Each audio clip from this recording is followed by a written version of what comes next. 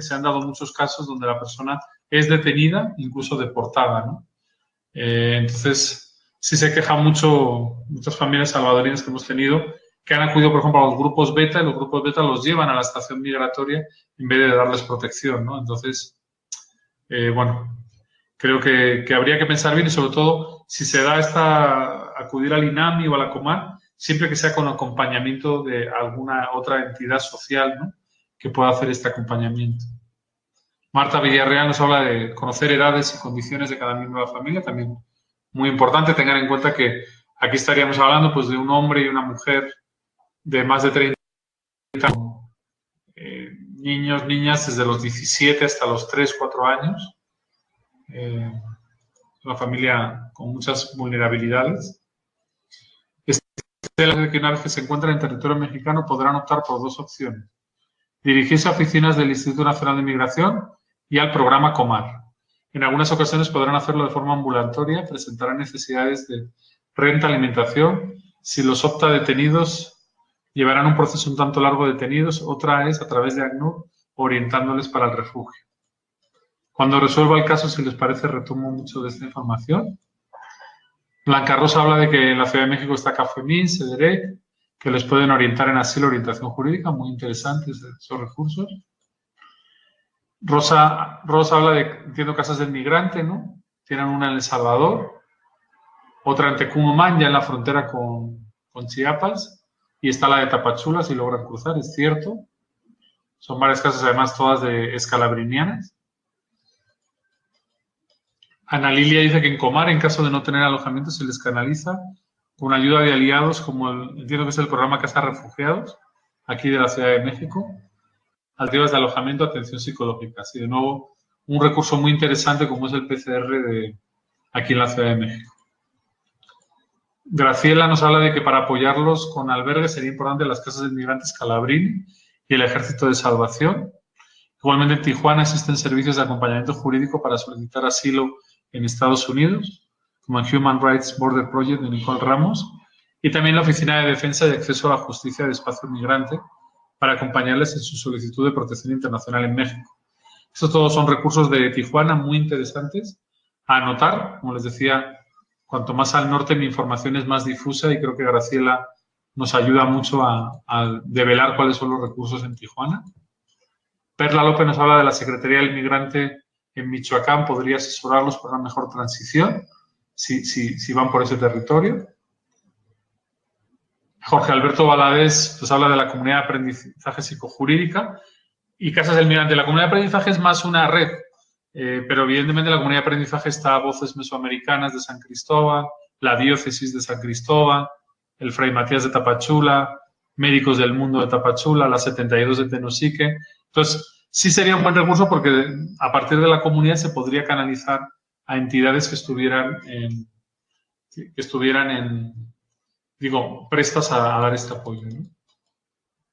Celia se quedó a medias, le animo a seguir escribiendo. Guadalupe Izquierdo dice, me parece que dificultades serán muchas, delincuencia, acoso, etcétera, pero dentro de las redes que debemos fortalecer son las de aquellas instituciones, organizaciones, asociaciones. Es decir, que para poder apoyarlos deberíamos empezar por fortalecernos nosotros o todos los que trabajamos el tema migrante, para que en el momento que se detecte alguna situación podamos apoyarlos de alguna manera, a que lleguen de la mejor manera a su destino. Guadalupe da un poco en el clavo y aquí, por ejemplo, tiene que ver con la pregunta antes de si es necesario fortalecernos en la atención psicosocial, que hacía otra compañera. Pues sí, es muy importante, ¿no? Si uno no está fuerte adentro, no va a estar fuerte afuera. Y es muy importante porque si no, al final acabamos casi, más que apoyando a la gente, generándoles otro problema. Y ya tienen bastantes problemas como para que tengan que soportar nuestra falta de coordinación o lo que fuera, ¿no? O a veces generamos demasiadas expectativas y en gente tan vulnerable, pues eso suele ser muy dañino, ¿no? Entonces, muy de acuerdo en fortalecernos. Por eso yo hablaba de esta necesaria evolución hacia una defensa integral, ¿no? Porque la gente que llega hoy en día no solo necesita agua, necesita mucho más. Y tiene necesidades mucho más interdisciplinares incluso que hay que cubrir. Paula Denise habla de Hermanos en el Camino, de Ixtepec, Oaxaca, que brinda alojamiento, servicio médico, psicológico y asesoría legal para quienes tramitan visa humanitaria o solicitan refugio. María Guadalupe hace una propuesta de hacer un panfleto tríptico con organizaciones que apoyan al migrante y que las personas puedan acudir a ellos cuando lo necesitan. Eso sí es cierto. La ACNUR tiene algunos folletos en este sentido. Nosotros, de hecho, ahora en la Antigua queremos salir de ahí con un folletito hecho a modo de caricatura, además, para que sea muy accesible, con bastantes direcciones de apoyo para la gente que tiene que salir de su país huyendo. Entonces, sí podemos compartirles algunos materiales interesantes en estas semanas. Laura hace una pregunta, ¿no? Si sería posible acudir a la mesa contra el desplazamiento forzado de El Salvador para que puedan recibir asesoría y tal vez lograr un movimiento dentro del país que implique algo menos complejo que la migración transnacional. Sí se puede. De nuevo, no vas a acudir a la mesa como tal, pero sí hay organizaciones dentro de la mesa que hacen este trabajo.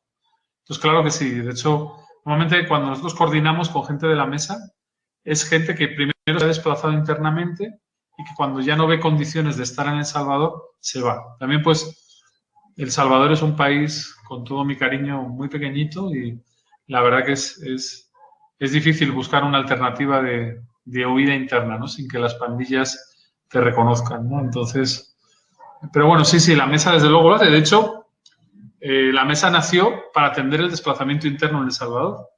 Es después que evidentemente se vio que mucha gente ya tenía que abandonar el país que empieza a trabajar el tema de manera más amplia. Marta Villarreal habla de que necesitan obtener autorizaciones de ingreso a México, necesitan conocer o tener una asesoría legal de cómo solicitar asilo en la frontera de México. Sí deberían tener autorización de ingreso, pero lamentablemente, pues, pensar que estas personas salvadoreñas huyendo se van a presentar a la embajada mexicana en San Salvador y van a obtener la visa es una quimera, la verdad. Y más cuando te está persiguiendo alguien, pues la verdad no creo que el pandillero te deje vivir porque estés esperando la solicitud de la visa, ¿no?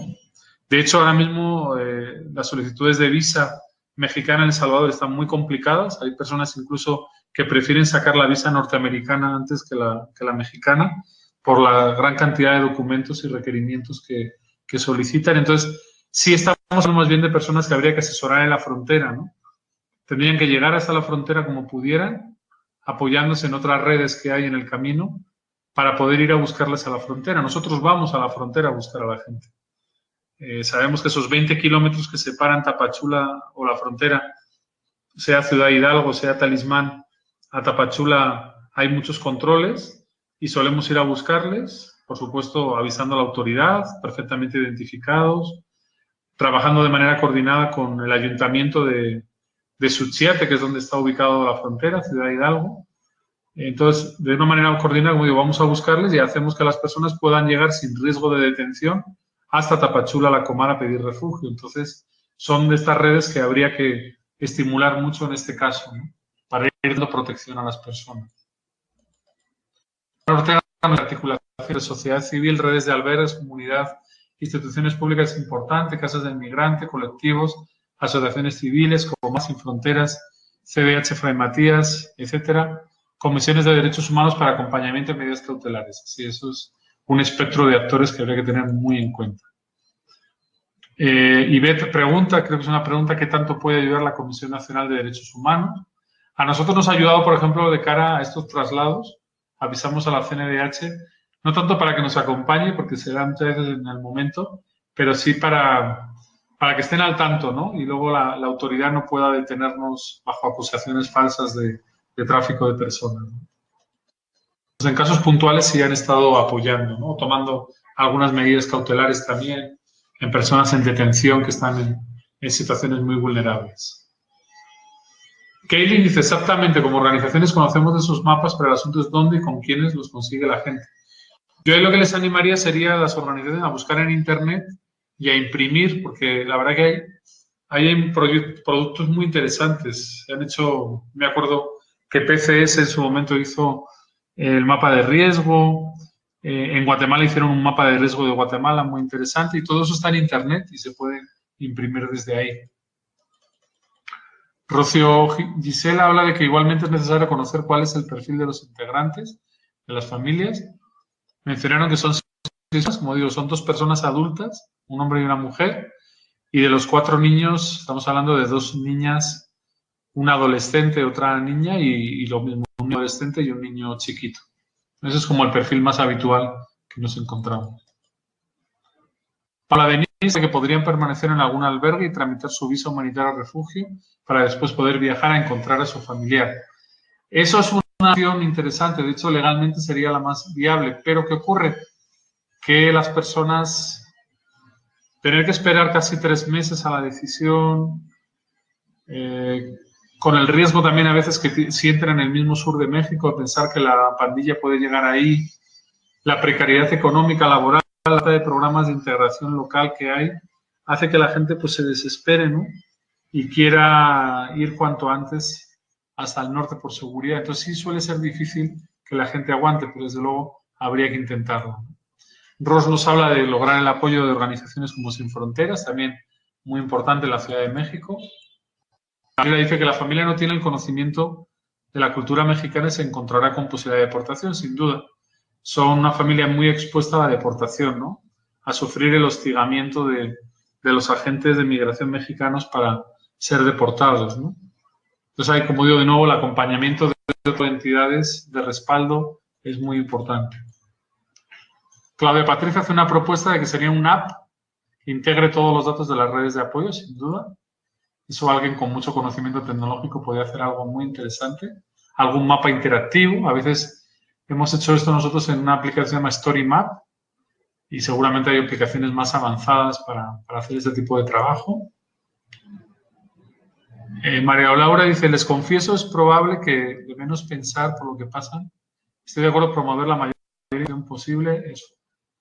Enforzar la publicidad de guías de apoyo, una propuesta parecida a la anterior. Blanca Rosa nos habla de esta asesoría antes de salir para llegar a México de la mejor forma. Paulina Paz habla de contactar al INAMI para conocer los requisitos sobre permisos para refugiados, o si ya está en Tijuana con el Consejo Estatal. Catherine Gimaira habla que las necesidades de alimentación, albergue, representación jurídica, atención psicológica, como parte del acompañamiento y terapia, si hubo situaciones que afectaran a los miembros de la familia y que no se hayan planteado.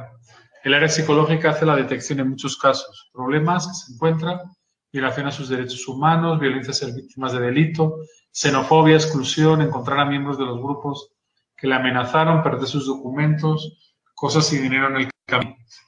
Muy completo. Aquí se ve la importancia de la atención psicológica, ¿no? Cómo podemos desde lo emocional, teniendo pues técnicas de contención claros, por ejemplo, los primeros auxilios psicológicos, podemos llegar a detectar muchas cosas que quizá la familia en un primer momento no quiere comentar por miedo, por desconfianza, ¿no? Olga nos habla de un problema con su teléfono. Paula Rojos habla de que está la Casa del Migrante y las patronas como contacto práctico en caso de migrantes centroamericanos. Sería el caso de las patronas en Veracruz y las casas del migrante en varios puntos de la ruta. Guess habla de que si ingresan de manera ilegal a México, se enfrentarán con operativos de migración y probablemente puedan ser retornados a su país. Considero que lo más viable es solicitar una visa por razones humanitarias, sin duda. A nivel legal, ya resolviendo el caso por el tiempo, sí decirles que esas personas, el camino lógico, pero claro, a veces hay tantas necesidades en el camino que no se puede ir a lo lógico, sería eso, que la familia, primero, contactara con alguna organización en El Salvador, que la apoyara, digamos, por ejemplo, en obtener todos los documentos en la medida de lo posible, que le dé el tiempo, por ejemplo, para poder sacar a los niños, si es posible. Por ejemplo, obtener pruebas, a veces, si estas personas han pasado por una organización de Salvador que ya conoce un poco la situación de violencia a la que vienen, obtener una carta de esta organización, que se puede obtener antes de salir o después, ayuda mucho a su caso de refugio. Entonces, es apoyarse en estas organizaciones, que les den algún lugar seguro en San Salvador, que les preparen el viaje, que nos contacten a las organizaciones del camino, y ahí un poco la idea es ir contactando con entidades que están en toda la ruta. Por ejemplo, si no tenemos un mapa acá y quizá personas que no conocen la geografía, va a ser un poco confuso, pero si tenemos un mapa mental, un poco estaríamos hablando primero de que se puede apoyar en la frontera entre Guatemala y El Salvador. Ahí, por ejemplo, la Pastoral de Movilidad Humana de Guatemala tiene gente en estas fronteras.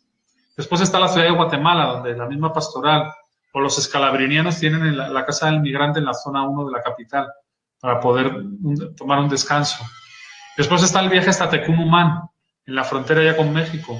Ahí está la casa, también en Tecunumán, que les puede dar atención un tiempo. Y además el hecho de ir de casa en casa puede permitir un monitoreo, ¿no?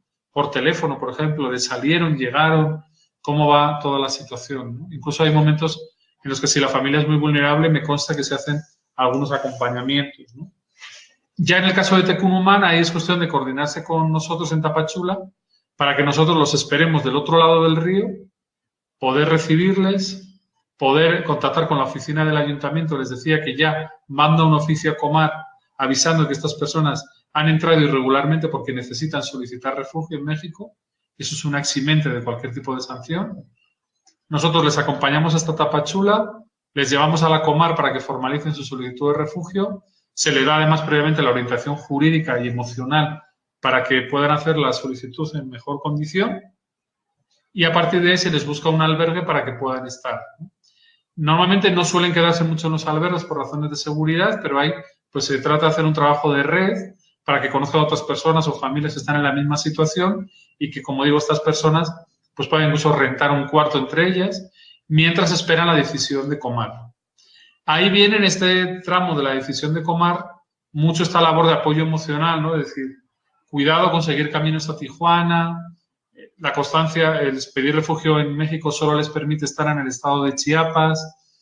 Entonces, mucha escucha también, ¿no? De cuáles son las necesidades porque claro, es muy fácil decir, tú te quedas acá, pero a veces hay situaciones familiares de verdad que la gente se tiene que ir, ¿no? Entonces, también está mucho este choque cultural, ¿no? De que tengan la confianza como de hablarnos. Entonces, toda la parte emocional y de orientación jurídica estos 3 meses va a ser muy importante, porque en el caso ideal, ¿qué sería? Sería que obtuvieran el reconocimiento de refugiados por haber podido tener un acompañamiento muy fuerte en el caso, haber podido contar su caso con toda el detalle, haber podido presentar todas las cartas de apoyo e informes de apoyo de lo que está sucediendo en su país para acreditar que su temor es fundado. Entonces se les concedería el refugio y ya con la tarjeta de refugiados, el permiso permanente que se da, pues ya podrían viajar a Tijuana y llegarían documentados. Claro, esto es lo ideal. Lo que suele ocurrir, como digo, es que ante la precariedad en Tapachula, ante la inseguridad que viven, pues tratan de emprender camino así de manera irregular. Entonces ahí si se da, lo importante pues desde luego es respetar la decisión, porque por supuesto es una decisión pues muy dura, ¿no? Que la gente no la toma al gusto, sino que tiene muchas razones personales y familiares. Y en ese caso, pues, ¿qué tratamos de hacer? Pues bueno, contactar con la gente de Arriaga, en la costa Pacífico, con Ixtepec, con la Ciudad de México. Comentaba el compañero de Tlaxcala también, ¿no? Se van a tomar como esa ruta. Desde luego avisar a la coalición por derechos de migrante de Baja California para cuando lleguen a Tijuana, ¿no? Ahí en la casa del migrante. Entonces se trataría como de conformar una ruta y de buscar estas asociaciones que les puedan dar algún tipo de respaldo. Eso evidentemente no evita el riesgo porque van a pasar por zonas muy peligrosas, pero bueno, si es el caso, pues es lo máximo que se puede hacer y sobre todo muy importante que entre las organizaciones nos compartamos información, ¿no? Es decir, que si nosotros empezamos el caso de refugio, tenemos ya su historia escrita, pues con la máxima confidencialidad posible se lo hagamos llegar, por ejemplo, a la gente de Tijuana si es que ahí van a seguir su solicitud, si lo quieren volver a pedir, si ven que el cruce al norte a Estados Unidos está complicado, ¿no? Entonces, bueno, creo que sí habría que ver en el mapa, casa por casa, centro de centro, definir muy bien una ruta, pero creo que sí que sería una experiencia interesante, ¿no? Cómo conformar estas redes de apoyo para que las personas, como digo, no solamente estén más seguras, sino que además se refuercen emocionalmente y luchen por sus derechos, ¿no? Porque es tal el pisoteo constante que llega un momento en que ya no pueden más, ¿no? Y eso pues también es un trabajo de refuerzo que es muy, muy importante. No, me dice Asia que quedan como 8 minutos, creo, desde que me puso el papelito. Voy a seguir leyendo los aportes. Paulina Paz nos habla del Consejo Estatal de Atención al Migrante. Sería bueno, Paulina, si nos puedes decir de qué estado. María Georgina Corral nos habla de que si las redes se hacen desde El Salvador en cadena con las diferentes organizaciones, con un plan bien organizado en las casas migrantes del camino, sin duda, eso sería lo ideal. Josefina habla de primero ir a Comar para tramitar la solicitud, sí, ir a Comar pero bien orientados. Esto sí es importante. Si en el lugar donde llegan hay entidades especializadas de apoyar psicológica y jurídicamente a personas solicitadas de refugio, es muy importante desde mi punto de vista, antes de ir a Comar, ir a esta organización, que te expliquen bien qué es Comar, qué vas a hacer ahí. Porque, por ejemplo, Comar, el primer trámite que tiene es un formulario muy enrevesado, es muy largo. Sabemos que mucha gente de la que viene no tiene un nivel educativo alto, les cuesta mucho escribir, leer. Entonces, sí siento que antes de ir a Comar, primero, de verdad, busquen organizaciones de apoyo, ¿no? Por ejemplo, en Tapachula nosotros, en la Ciudad de México Sin Fronteras. ¿Por qué? Porque si no, como digo, uno llega, no saben bien lo que pasa, es muy duro porque además hay que recordar cosas emocionalmente muy fuertes y hay que llegar muy reforzado para hacer la solicitud en condiciones. Y más en este caso que son 6 miembros, porque podría ser incluso que se entreviste a los 2 adultos. Entonces hay que incluso ver bien las historias de unos, de otros, saber si ambos adultos tienen la misma información, porque si luego van a contar historias distintas, eso va a redundar en contra de la solicitud de ambos, ¿no? Entonces, esa parte del acompañamiento es bien importante, sobre todo en materia de refugio, ¿no?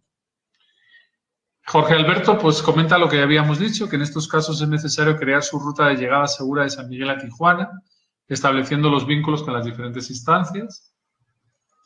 Jorge Alberto, de nuevo, comenta que según sean las necesidades de la familia. Laura Nidia nos habla de las necesidades como atención de salud mental, trabajo de pérdida. PAP, la verdad, no sé qué es. En caso de violencia sexual, etc. Salud médica, necesidades básicas, alimento, vestido, alojamiento, necesidades de atención, orientación jurídica entre paréntesis Comar. La Comar no da orientación jurídica, la Comar analiza los casos, no se puede ser juez y parte. Entonces, por eso es tan importante la orientación de otras entidades, ¿no? ¿Y quién lo atendería? Pues en México comenta que en la frontera de Tapachula está la Barrera 72. Eso, perdón, pero está un poco... En Tapachula está el Centro de Derechos Humanos Fray Matías, que yo represento, y el Barrera 72 está del otro lado de la frontera, entre Tenosique, entre Tabasco y el... Y sí, digamos, ahí ambas entidades podemos prestarles atención e incluso nos recuerda, ¿no?, que en la 72 pues está la atención médica de Médicos Sin Fronteras y el acompañamiento por parte de la área jurídica, incluso de Asylum Access también en la parte de refugio. Catherine Gimaira habla de que las redes sociales, sobre todo el ACNUR, puede hacer los enlaces con las organizaciones en Centroamérica que pueden brindar el alojamiento de apoyo en la ruta y al llegar a México. Los albergues juegan el papel más importante, representan la oportunidad de descanso, satisfacción de necesidades básicas y apoyo psicojurídico, acompañamiento en la solicitud de refugio, solicitar su tarjeta de visitante por razones humanitarias y gestionar el traslado con sus familiares, apoyarlos a ellos también con el proceso que deberán seguir. Así es, Catherine. De hecho, les cuento que este encuentro de Antigua Guatemala, que les contaba, está también, van a llegar bastante gente del ACNUR y estamos hablando de encuentros que se han hecho siempre con el respaldo del ACNUR y estamos tratando de crear redes muy interinstitucionales de apoyo, ¿no?, desde lo que cada quien puede aportar. Kylie nos comenta que algo importante es que las familias, en caso de tener el país de destino, lo que pueden hacer es investigar números de teléfono, direcciones y mantenerse en contacto permanente con sus familiares que emigran. Así es, muy importante. Recuerden que luego la gente a veces no tiene ni para el teléfono y las familias viven una angustia tremenda y sería muy importante que la persona se reportara en la medida que pudiera. Viridiana nos habla de que las redes de conocidos, entre paréntesis salvadoreños que ya están en México, hemos detectado que se envían información a través de redes sociales para que acudan a los albergues en frontera sur. En este caso entrarían seguramente por Tapachula, así es. Hay redes de conocidos. Solo que hay que mencionar que estas redes operan ya más en la ciudad. Entonces ahí hay que complementarse muy bien desde mi punto de vista con organizaciones como la nuestra, que va a darles orientación jurídica, orientación psicológica y que los puede pasar a traer por la frontera, ¿no? Porque, como digo, estas redes son más bien redes asistenciales, ¿no?, de alojamiento, manutención, que son muy importantes. pero la persona que pide refugio en México está dentro de un proceso legal complejo, un proceso jurídico y necesita mucha orientación. Catherine Gimaire habla de que depende además del tipo de albergue, ya que hay algunos cuya población de interés son solo niños o solo caballeros, debe ser un albergue como Cafemín, cuyo perfil son familias. Cierto, encontramos muchos albergues, de hecho no los he mencionado por eso, como en Tapachula hay albergues solo para niños, el albergue todo por ellos, el ejército de salvación. Entonces, estos perfiles más de familias, la verdad que son más complejos de encontrarle alojamiento. Agustín Becerra nos dice que considera que un problema potencial es lo que planteaba el doctor Jorge Durán, ¿no? La condición de ilegal per se. Lo hace más vulnerable incluso ante algunos funcionarios públicos que no tienen actitud de servicio y, por el contrario, se erigen como jueces y, en consecuencia, hay maltrato. Sin duda, eso es una realidad, desgraciadamente, bastante común y que hay que tener muy en cuenta. Carmen nos habla de que teniendo la ruta se podrían ubicar los centros de apoyo o casas de migrantes, sin duda, sería muy interesante hacer esa ruta. Paula Denis habla de que el CNDH también es una institución de mucha importancia para el acompañamiento a migrantes, como decía, quizá en casos puntuales, en mi experiencia al menos. Evelyn Orellana habla de que opino que es importante solicitar el asilo ante Comar y solicitar el traslado. Podría apoyarse en la institución ACNUR y además antes de esto sería bueno tramitar la visa para llevar su trámite ante Comar, le corresponde por derecho. Sí, esto es así, pero todo lo que comenta son varios meses, ¿no? Y en esos meses hay que satisfacer otras muchas necesidades básicas y mucha incertidumbre también. Y eso es muy difícil de lidiar si no se hace desde un trabajo de apoyo emocional. Rafael Ortega habla de higiene, alimentos, la falta de recursos, vienen lastimados, sin dónde quedarse a dormir. Esas son algunas de las muchas necesidades que traen a esos momentos las personas que llegan a Tapachula, a los albergues como Jesús el Buen Pastor, asociaciones civiles, son las que les brindan asistencia. Así es. Judith Larson habla de que desafortunadamente es la historia de muchos. Estoy de acuerdo con la compañera, las redes son escasas y no siempre llegar a Tijuana es lo más seguro.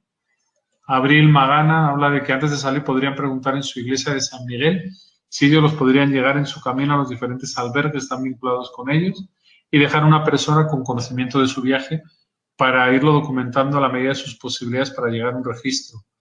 Llevar papeles y copias que podrían servir de identificaciones, preguntar si alguien conoce personas de Cofamide que les ayude a cruzar.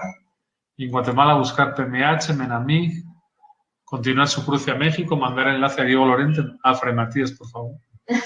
Por si, que les ayude, pues el cruce sería peligroso, buscar FM4 de Guadalajara, o ir documentando quienes van conociendo, recibiendo ayuda, y saber a quién más pedir apoyo, buscar albergues de iglesias y grupos no religiosos, pedir los domicilios de derechos humanos para que ellos los canalicen y ayuden a pedir recursos para llegar a Tijuana. En la ciudad de Guadalajara hay varios albergues que son por día, están en pleno centro de la ciudad, o de asistencia social, y allí continuar su viaje tratando de mantener en contacto con su familiar en Tijuana, casa del Padre Salvador. Allí reciben comida y albergues. También saber que los estados tienen salud pública donde si lo ocupan pueden pedir ayuda.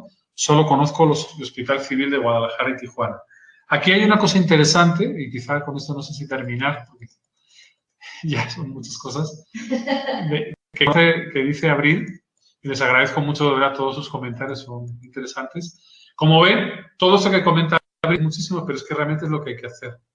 Claro, esto que dice que esto o nos preparamos previamente, o esto sobre la marcha, difícil que lo vayamos a hacer. Entonces, esto sí nos habla de esfuerzos que creo que ya se están haciendo, que se van reforzando, de lo importante que es promover las redes antes, ¿no? O sea, si ya sabemos que todas estas necesidades van a existir, bueno, ¿cómo hacemos para que no tengamos que de repente llegar y ¿dónde está la casa del papel de la casa de Tijuana? Y le llamo a este. O sea, no, tenemos que tener eso lo más organizado posible. Y esto lo comento porque es un gran clavo en mi organización, son los primeros. Tener una guía de recursos, algo que nos permita ser ágiles en este sentido, porque además las personas vienen no de mucho estrés y si no somos ágiles, la persona no va a volver a aparecer, ¿no? Y yo creo que ahí tenemos una gran responsabilidad. Por supuesto, no es nuestra responsabilidad lo que les pase en el camino, ¿no? Eso es responsabilidad de los estados.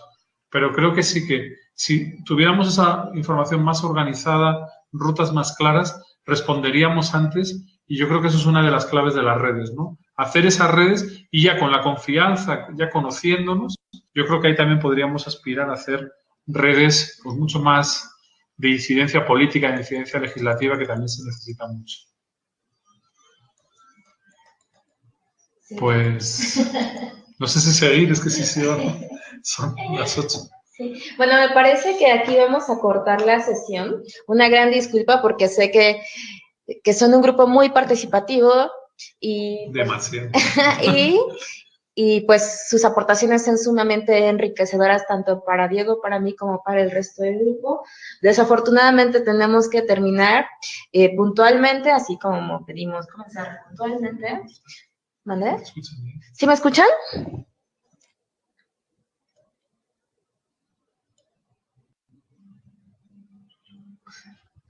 Sí, me escuchan. Sí. Ahí está. Sí, perfecto. Bueno, es la primera sesión, justamente abrimos con Diego porque pues es la tercera vez que participa en el diplomado. Diego no solamente participa como ponente, sino fue una de las piezas clave para la construcción del diplomado en su conjunto, para poder abordar los primeros auxilios ecológicos, no solo desde la parte clínica, sino desde la parte psicosocial. Entonces, pues es un gusto y de verdad un honor que sigas participando. Diego es una verdadera eminencia en el tema migratorio, tanto por su conocimiento y también pues por su promoción y defensa de derechos humanos. Entonces, pues agradecemos que cada año estés con nosotros y ahora aquí está en la Ciudad de México. Entonces, pues doblemente agradecida. Como les digo, es la primera de 3 sesiones que vamos a tener sobre redes.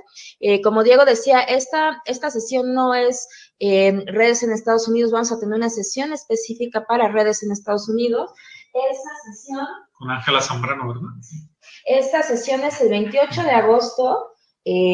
También va a ser un lunes y vamos a tener una tercera sesión sobre redes institucionales y sociales de apoyo el 11 de septiembre. Justo estas 3 sesiones nacieron ante la necesidad de poder incrementar pues conocimientos sobre el tema, sobre otras redes, y pues uno de los objetivos del diplomado es generar alianzas, conocernos, reconocernos entre las diferentes redes institucionales y sociales, formales e informales de apoyo.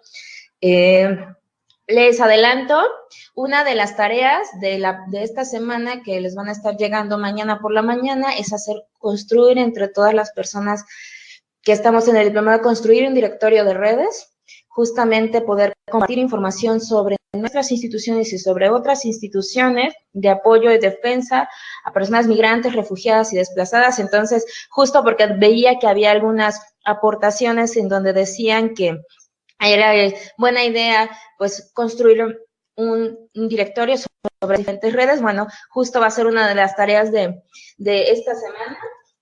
Y pues no me queda más que agradecerles y recordarles que tenemos una cita el próximo miércoles. Y la sesión es con la hermana Leti Gutiérrez, también una defensora de derechos humanos desde los esclavinianos. Y con Adriana Sletza Ortega, también una académica que ha trabajado muchísimo el tema desde diferentes trincheras. Nos vemos el próximo miércoles desde sus diferentes sedes, aquí en presencial y en línea. Pues muchísimas gracias por acompañarnos. Ahí están los datos de Diego, porque seguramente aquí siguieron escribiendo, quedaron algunas preguntas en el tintero. Si estás de acuerdo, Diego, pues te van a llegar. Sí, una disculpa, de verdad que no pudimos contestar todas las preguntas, estuvo muy interesante y de verdad muchísimas gracias a la iniciativa, por la iniciativa, porque de hecho este diplomado es un gran ejemplo de la promoción del trabajo en red. O sea, es de estos espacios donde uno va generando esa confianza que se necesita para trabajar en red. O sea que creo que viene como muy al caso trabajar las redes en un diplomado que de por sí es una expresión de este trabajo. O sea que se lo agradezco muchísimo y por eso estamos aquí año por año, porque la idea es transferir toda esta información para que cuanto más información tengamos, pues más posibilidades tenemos de hacer una mejor defensa de derechos humanos. Bueno, pues... Ahí está mi correo, está la página web. No prometo contestar rápido porque además de aquí nos vamos a la antigua. Con algunos de ustedes ya he visto que hay algunos que van a participar también ahí, qué bueno que les voy a ver. Y nada, pues si tienen un poco de paciencia, prometo contestar todo, pero será en los próximos días. Bueno, pues nada, muchísimas gracias. Que tengan buena noche, buena tarde en algunas partes. Y nos escuchamos y nos vemos el próximo viernes. Bueno, que descansen, feliz noche.